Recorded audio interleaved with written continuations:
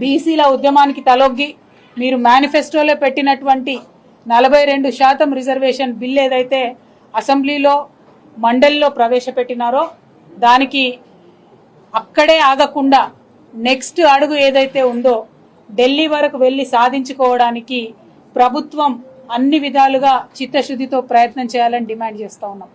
అంటే ఒకవేళ ఈ బిల్లు కోర్టులలో పడ్డ ప్రభుత్వం వెంటబడి బలంగా కొట్లాడాలి. 2, కేంద్ర ప్రభుత్వం ఈ బిల్లు ఇవ్వడంలో ఎటువంటి తాత్సరం చేసినా ఆ తాత్సరం జరగకుండా రాష్ట్ర ప్రభుత్వం చిత్తశుద్ధితో ప్రయత్నం చేయాలి. 3, భారతదేశంలో 50% పైచీలకు రిజర్వేషన్లు ఇచ్చేటటువంటి రాష్ట్రాలు మన తెలంగాణ రాష్ట్రంతో సహా దాదాపు 9-10 రాష్ట్రాలు ఉన్నాయి.